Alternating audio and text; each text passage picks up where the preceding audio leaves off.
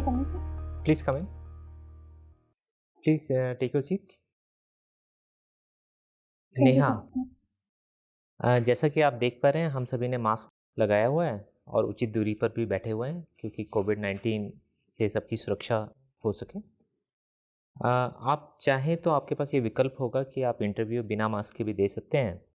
एक बार मैं चाहूँगा कि आप अपना पहचान के लिए अपना मास्क हटाएंगे। तो नेहा अपने बारे में बताइए। सर, मैं दौसा जिले से हूँ और मैंने अपनी पूरी शिक्षा दौसा जिले से की है और वर्तमान में मैं द्वितीय श्रेणी शिक्षक के पद पर दौसा जिले में ही कार्यरत हूँ। ओके, तो आप शिक्षक कब से हैं? कितना समय हो गया आपको? सर, पहले मैं तृतीय श्रेणी शिक्षक थी, तो मैं मई 2018 में मैंने ज्वाइन किया था। उसके बाद अक्टूबर में मैं द्वितीय श्रेणी शिक्षक के पद पे ज्वाइन किया था। अच्छा, ये 2018 श्रेणी में में क्या फ़र्क हो जाता है? क्या अंतर हो जाता है? सर, जो तृतीय श्रेणी शिक्षक होते हैं उनको L2 शिक्षक बोला जाता है, जो कि छठी से और 8वीं तक की जो कक्षा होती है अच्छा, उसका अध्यापन कार्य करवाते हैं। ठीक है। अभी आप जो क्लासेस ले रही हैं वो कौन-सी क्लासेस का है? सर, जो द्वितीय श्रेणी शिक्षक होते हैं वो 10th तक पढ़ाते हैं, लेकिन जहाँ पे जैसे लेक्चर्स की अवेलेबिलिटी नहीं होती है तो मैं 9 to 12 पढ़ाती हूँ। 9 to 12 पढ़ाते हैं और इसमें कौन-कौन से विषय पढ़ा रही हैं आप? Sir, English. इंग्लिश पढ़ा रही हैं, जी। ठीक है। और जो आपने एमए किया है वो इंग्लिश लिटरेचर में ही किया जी है? सर। अच्छा, तो आपने एमए भी किया हुआ है, आपने बीएड भी किया हुआ है, तो और टीचर आप हैं ही, तो क्या वजह है कि आप प्रशासन में आना चाहती हैं? सर, मैं शुरुआत से भी प्रशासन में आना चाहती थी। इसके अलावा जब मैंने महिला पर्यवेक्षक के तौर पे कार्य किया और शिक्षक के तौर पे कार्य किया, तो मुझे लगा कि कुछ लोगों की ऐसी समस्याएं हैं जिनका मैं समाधान कर सकती हूँ। जैसे कुछ बच्चे हैं जिनकी फाइनेंशियल कंडीशन ठीक नहीं है, कुछ महिलाएं थी जिनको ऐसी फैसिलिटीज़ नहीं मिल पा रही थी।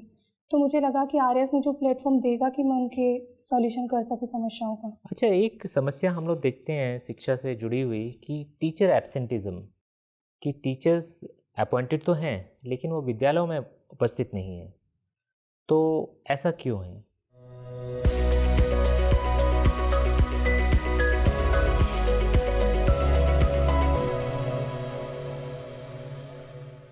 सर, मेरी जानकारी में ऐसा नहीं है कि शिक्षक उपस्थित नहीं रहते हैं।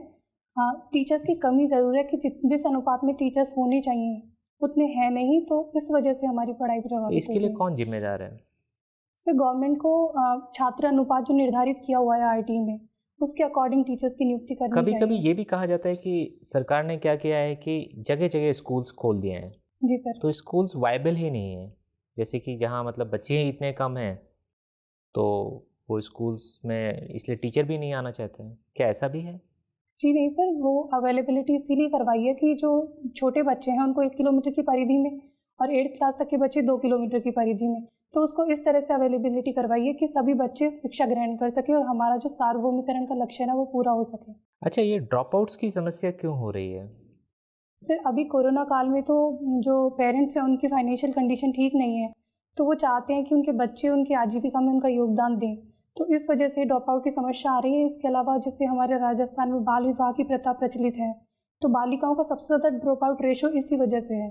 अच्छा, ये क्या वजह है कि अ, सारे लोग अपने बच्चों को इंग्लिश मीडियम स्कूल्स में पढ़ाना चाहते हैं? सर, इंग्लिश एक ग्लोबल लैंग्वेज है और हम देख भी रहे हैं कि आजकल जो भी कार्य हो रहा है, जैसे कंप्यूटर का हो या फ़ोन का हो, कुछ भी हो, सोशल मीडिया हो, तो सब में इंग्लिश का यूज़ किया जा रहा है। तो पेरेंट्स को लगता है कि अगर उनके बच्चे को वैश्विक स्तर के योग्य एक कैंडिडेट बनाना है और एक योग्य ऐसा व्यक्ति बनाना है जो अपनी आजीविका सुनिश्चित कर सके, तो उसे इंग्लिश आना ज़रूरी है। तो आप इसमें कुछ गलत नहीं मानती हैं या आपको लगता है कि सरकार को हिंदी को और ज़्यादा बढ़ावा देना चाहिए? फिर हमको समान रूप से हिंदी को इसलिए बढ़ावा देना चाहिए क्योंकि वो हमारी मदर टंग है, और इंग्लिश को इसलिए बढ़ावा देना चाहिए कि हम उसको अगर बढ़ावा देते हैं तो हमें वैश्विक स्तर का एक नागरिक तैयार कर सकते हैं हमारे देश में। ठीक है। एक और सवाल मेरा ये है कि अभी जो हाल ही में किसान आंदोलन हो रहा है, तो इसमें राजस्थान के किसान बहुत बढ़-चढ़ कर हिस्सा नहीं ले रहे हैं। ऐसा क्यों है? क्या राजस्थान के किसान असंतुष्ट नहीं हैं या जो राज्य सरकार ने जो विधेयक लाए हैं उससे संतुष्ट हो गए हैं? सिर्फ हमारे यहाँ कृषि मानसून पर निर्भर है, और जो हरियाणा और पंजाब के जो किसान विरोध कर रहे हैं, तो वहाँ बड़े बड़े खेत हैं और हमारे यहाँ सब्स्टिट्यूट भी है, जैसे कि पशुपालन भी किया जाता है किसानों के द्वारा, तो उस सब्स्टिट्यूट की वजह से किसानों का इतनी हानि ठीक है नहीं नेहा। हो रही है। नेहा, ये बताइए कि अभी किसानों की बात आप कर रही थी, तो अधिकतर जब भी किसान आंदोलन होता है तो उन्हीं क्षेत्रों के किसान ज़्यादा आंदोलित होते हुए प्रतीत होते हैं जहाँ पे हरित क्रांति का प्रभाव रहा था। ऐसा क्यों है? यानी कि समृद्धि जो है वो लाचार बना देती है या मजबूत बना देती है? सर जो उनको हरित क्रांति से लाभ हुआ है तो वो उस लाभ को बनाए रखना चाहते हैं। उनको लगता है कि अगर इस तरह के विधेयक लाए गए तो हो सकता है कि उनकी समृद्धि छिन जाएगी उनसे। तो इसमें जैसे उत्तर प्रदेश के, पूर्वी उत्तर प्रदेश के, बिहार के, इन सब क्षेत्रों के किसान शामिल नहीं होते, ऐसा उनको कोई नुकसान नहीं है इस बिल से, या उनको अपना नुकसान समझ में नहीं आ रहा है? सर इसका एक कारण ये भी है कि जो ये बिल है वो इस आमजन को अच्छे से समझ भी नहीं आ पाया है। तो मतलब इधर वाले किसान ज़्यादा समझदार थे, ये समझ गए, वो लोग नहीं समझ पाए, यूपी बिहार के किसान। Sorry sir. हाँ चलिए ठीक है, कोई बात नहीं। आप शिक्षिका हैं, आप अंग्रेजी पढ़ाती हैं, तो मेरा ख्याल है कि, और मान लीजिए कि अगर कोई टीचर एब्सेंट है तो उनकी जगह पे भी आपको पढ़ाना ही पड़ रहा होगा। जी सर। सोशल साइंस भी पढ़ाती होंगी। सर वैसे तो अवेलेबिलिटी सबकी है, लेकिन अगर कोई टीचर किसी दिन एब्सेंट रहते हैं तो मैं क्लास ले लेती हूँ। हाँ ठीक बात है। भारत के सबसे उत्तरतम से सबसे दक्षिणतम बिंदु तक जाते हुए किस किस राज्य से होकर गुजरना पड़ेगा? सर जम्मू कश्मीर, हिमाचल प्रदेश और यूपी, उत्तराखंड, एमपी, राजस्थान, महाराष्ट्र। तो राजस्थान से जाना जरूरी है? सर जा सकते हैं। अच्छा ठीक है। और महाराष्ट्र, तमिलनाडु, आंध्र प्रदेश। ठीक है। दक्षिणतम बिंदु कहाँ है? सर इंदिरा पॉइंट है। कहाँ पे? ये अंडमान निकोबार तो वहाँ तक तो पहुँची नहीं आप। तमिलनाडु तो खत्म हो गया कन्याकुमारी में। जी, फिर अंडमान निकोबार जाना। ठीक बात है। ये बताइए कि भारत का क्षेत्रफल कितना है? सर 32.84 वर्ग किलोमीटर। अच्छा, राजस्थान के भूगोल को अगर समझना हो तो सबसे आसान तरीका क्या है? एक साधारण व्यक्ति को जो नया है राजस्थान के लिए, उसको आप उसका भूगोल कैसे समझाइएगा? सर राजस्थान में सभी तरह की स्थलाकृतियाँ मिलती है, जिसके पश्चिम में मरुस्थल है, मध्य में अरावली पर्वतमाला है, पूर्व में मैदानी भाग है और दक्षिण पूर्व में हाड़ौती का पठार है। हाड़ौती का पठार का क्या मतलब है? हाड़ौती का पठार क्यों कहते हैं इसको? क्योंकि सर जिस क्षेत्र में पठार विस्तृत है उसको हाड़ौती के नाम से जाना जाता है। इसमें कौन कौन से क्षेत्र आते हैं? कोटा, बूंदी, बारां, झालावाड़। अच्छा, राजस्थान के इस दक्षिण पूर्वी इलाके में काली मिट्टी भी पाई जाती है, क्यों? सर क्योंकि ये जो पठार है इसका निर्माण लावा से हुआ है। तो लावा क्या होता है? सर ज्वालामुखी का उद्भेदन होता है, जो हमारी पृथ्वी है उसके भूपटल के नीचे जो गर्म तैरती हुई चट्टानें हैं, उनसे जब लावा का उद्भेदन होता है, ऊपर मैग्मा आता है, तो उसके फैलाव से पठार का जो निर्माण होता है उसे लावा का पठार पृथ्वी कहते की हैं। कितनी तहें हैं? सर 3 तहें हैं, एक सियाल है, एक सीमा है और एक निफे है। ये तो आउटडेटेड हो गया है। सियाल, सीमा, निफे का कंसेप्ट तो पुराना हो गया है, अब तो इसको माना नहीं जाता। Sorry sir. और फिर कौन है, और कौन है? सर बहिर्मंडल, मेंटल, इस तरह से डिवाइड किया हुआ है कोर, उसको। Mental, crust. वो है संबंधिता और ये इसके जो डिवाइडेशन किए हुए हैं। तो ये क्रम आपको पता है? Sorry sir. नहीं पता है? अच्छा ठीक है। ये बताइए कि आपके कौन से वो 2 गुण हैं, बेहतर गुण हैं, जिसकी वजह से आपको प्रशासन में आना चाहिए? सर एक मैं धैर्य से चीज़ों को समझते हुए समस्याओं का समाधान कर सकती हूँ। दूसरा?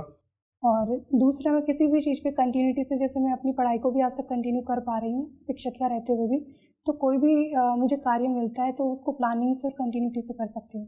ठीक है। तो ये बताइए कि मान लीजिए कि आरपीएससी की अपनी एक सीमा भी है, जी सर। सीटें कम हैं, अभ्यर्थी ज़्यादा हैं, जी सर। मान लेते हैं कि उसको अपने कलेजे पे पत्थर रख के ही आपको मना करना पड़ता है, जी सर। तो उसके पास क्या क्या बहाने होंगे आपको नहीं लेने के?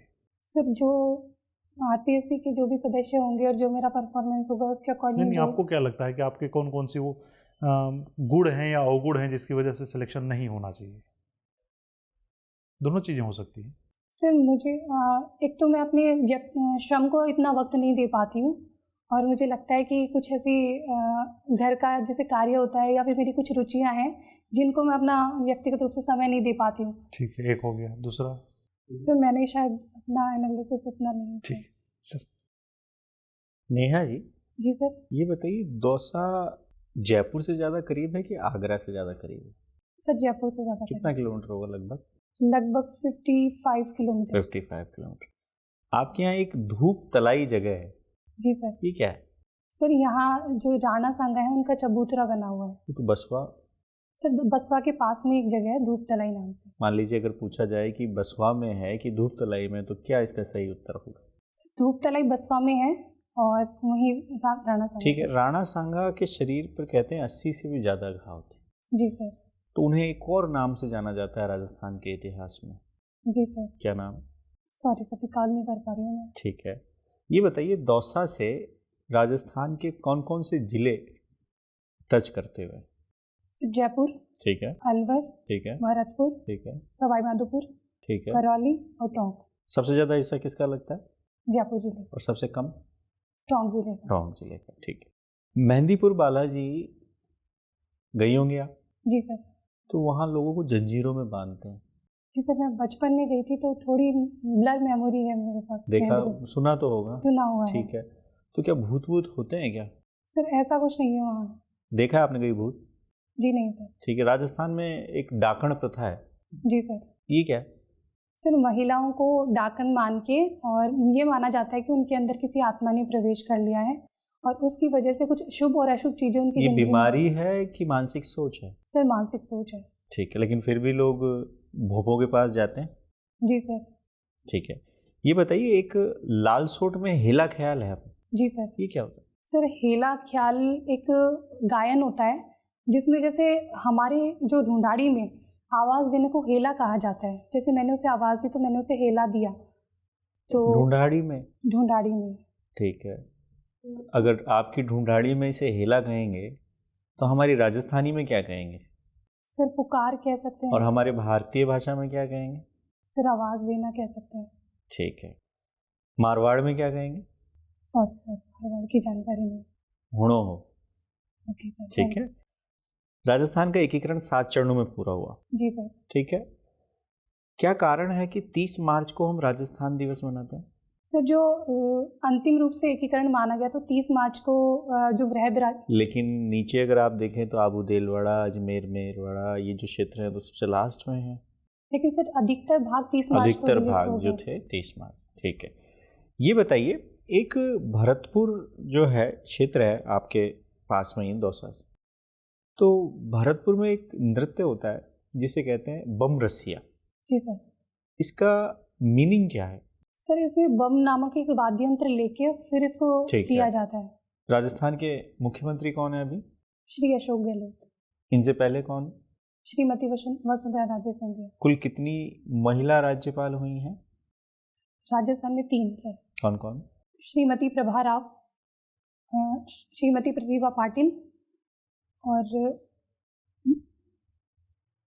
एक और थी सर, वो हिमाचल प्रदेश की रही थी, मैं नाम रिकॉल नहीं कर पा रही हूँ अभी। हिमाचल प्रदेश की थी या पहले उत्तराखंड की थी? सॉरी सर जानकारी। ठीक है। ये बताइए आप, भारत छोड़ो आंदोलन के 2 कारण क्या थे? सर अंग्रेजों की नीतियों से असंतुष्ट थे। इसके अलावा जो 1937 में चुनाव हुए थे तो उनमें जो अंग्रेजों ने जो वादा किया था कि भारत को उत्तरदायित्व दिया जाएगा, सुनिश्चित किया जाएगा, तो वो भी उन्होंने पूरा नहीं किया था। अंतिम सवाल, स्वतंत्र भारत के पहले गवर्नर जनरल कौन थे? Lord Mountbatten sir. नेहा, जी सर। आप मुझे ये बताइए कि अभी हाल ही में RCEP काफ़ी चर्चा में रहा है। जी सर। तो RCEP क्या है और भारत इससे क्यों बाहर हो गया है? Sir RCEP regional cooperation for economic partnership है और इसके अंतर्गत जो शामिल 15 देश हैं तो उनमें एक मुक्त व्यापार समझौता किया गया है जिससे कि उनका व्यापार एनहांस होगा। लेकिन भारत को इसमें प्रॉब्लम थी कि भारत पर चाइना का कब्जा हो सकता था। जैसे चाइना की जो चाइना के जो प्रोडक्ट्स हैं वो भारत के बाजार को ऑक्यूपाई कर सकते थे मुक्त व्यापार की वजह से। अभी भी भारत के बाज़ारों में चाइनीज़ प्रोडक्ट्स भरे पड़े हैं। सर हमने रोक भी लगाई है उस पर और भारत आत्मनिर्भर बनने की ओर भी अग्रसर है अभी। ठीक है। तो ये कहा जाता है कि फ्री ट्रेड एग्रीमेंट्स भारत के पक्ष में नहीं रहे हैं। तो इसमें आप क्या समझते हैं कि फ्री ट्रेड एग्रीमेंट्स की गलती है या भारत की गलती है? सर भारत ने जो अपने लोकल प्रोडक्ट्स थे उनका ग्लोबल लेवल पे जो उसका डेवलपमेंट हो सकता था उतना नहीं किया है। प्रधानमंत्री जी ने एक नारा दिया है इसको बदलने के लिए, क्या कहा है उन्होंने? Vocal for local. अच्छा, तो किस तरीके से भारत अपने प्रोडक्ट्स को ग्लोबल लेवल पे बेहतर मार्केटिंग कर सकता है, कैसे? सर जो हमारे यहाँ संसाधन है उनका बेहतर तरीके से उपयोग होके और जो श्रम जो पूंजी है उसको श्रम कानूनों में थोड़ा लचीलापन लाके और उसकी प्रोडक्ट की कीमत कम रखे लेकिन गुणवत्ता अच्छी रखे। और हम अच्छा, अगर आपने श्रम कानूनों की बात की, तो भारत सरकार ने अभी हाल ही में कुछ सुधार किए हैं श्रम कानूनों में। जी सर। क्या सुधार लाए गए हैं? सर एक तो सोशल सिक्योरिटी दी गई है और एक जो महिलाएं हैं उनको कार्य के आवर तय किए गए हैं और मेडिकल की और इनकी फैसिलिटी की व्यवस्था की गई है श्रमिकों के लिए और उनकी पेंशन का प्रावधान किया है। इसके अलावा जैसे 300 अगर महिलाओं के लिए कोई कानून स्पेशल बनाया जाता है, जी सर, उससे महिलाओं का फ़ायदा कम होता है, नुकसान ज़्यादा होता है? जैसे कि उनके लिए नौकरियों के जो अवसर हैं वो प्राइवेट सेक्टर में बात की जाए तो और घट जाते हैं, क्योंकि जी कोई भी सर। एम्प्लॉयर नहीं चाहता है कि उस पर ज़्यादा शर्तें लगाई जाएं या उनको ज़्यादा पैसे खर्च करना पड़े। आप इस बात से सहमत हैं? जी नहीं सर, प्राइवेट सेक्टर में भी महिलाएं अपनी भागीदारी निभा रही हैं। इसके अलावा अगर कोई स्किल्ड वुमेन है तो उसकी जो सेवाएं अभी होंगी मैटरनिटी लीव कितने समय की दी जाती है? 180 डेज की। आप श्योर हैं इस पे? अभी कुछ बदलाव किया गया है? जी सर, बदलाव के बाद 180 बदलाव डेज के है। बाद है, ठीक है। तो मेरा आखिरी सवाल आपसे ये है कि आप राजस्थान से आते हैं, जी सर। तो राजस्थान में दल बदल कानून काफ़ी चर्चा में रहा है, जी सर। तो क्या बदलने की ज़रूरत है कानून को, या जिस तरीके से कानून का पालन किया जा रहा है या उसका दुरुपयोग किया जा रहा है? सर एक तो जो हमारे विधानसभा के सदस्य हैं उनके लिए मॉरल कोड ऑफ कंडक्ट बनाया जा सकता है, जिससे कि अगर वो नैतिक रूप से जिम्मेदार होंगे तो दल बदल नहीं करेंगे। इसके अलावा जो विधानसभा अध्यक्ष हैं तो उनको ये परंपरा डाली जा सकती है, नियम बनाया जा सकता है कि जब वो अध्यक्ष पद पर निर्वाचित हो जाते हैं तो वो अपनी पार्टी की सदस्यता त्याग दें और निष्पक्ष रूप से। ये तो है ही कन्वेंशन, लेकिन ये कहाँ फॉलो होती है? सर तो ये इसको फॉलो किया जाना चाहिए। और इसके अलावा अगर हम जो दल बदल से संबंधित विवाद है उसके लिए हम सुप्रीम कोर्ट के और हाई कोर्ट के अगर रिटायर्ड जजेस हैं उनसे फैसला लेने को बोले तो अच्छा, वो भी। एक बहुत ही फेमस केस है कियोटो होलोहन केस। जी सर। इसके बारे में जानकारी है आपको? इसमें क्या कहा गया है?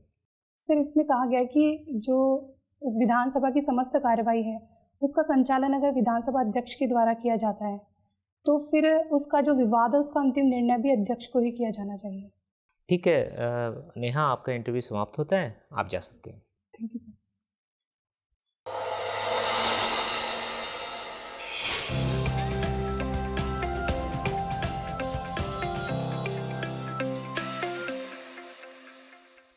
बैठिए Neha. Thank you sir. Neha, सबसे पहले तो आप ये बताइए कि आपका आकलन क्या है, कैसा रहा आपका इंटरव्यू? सर सही है, लेकिन जैसे सर ने पूछा एग्रीकल्चर बिल्स वाला तो वो जो एनालिटिकल था और मुझे पता होना चाहिए था वो यूपी। ठीक है, अभी आपके पास समय है तो आप उन चीज़ों को ब्रशअप कर सकते हैं। हम लोगों को ओवरऑल लगा कि आपकी परफॉर्मेंस अच्छी है और इसको आप और बेहतर कर सकते हैं क्योंकि आपके पास और समय है। जी सर। ठीक है, लेकिन कुछ बातें हैं जिनका आप ध्यान रख सकते हैं, जैसे आपका पोस्चर, वॉइस, कम्युनिकेशन वगैरह अच्छी है। ठीक है, और कोशिश कर सकते हैं कि जितना आप पॉइंटेड आंसर देंगे ना तो ओके वो सर। ज़्यादा बेहतर रहेगा।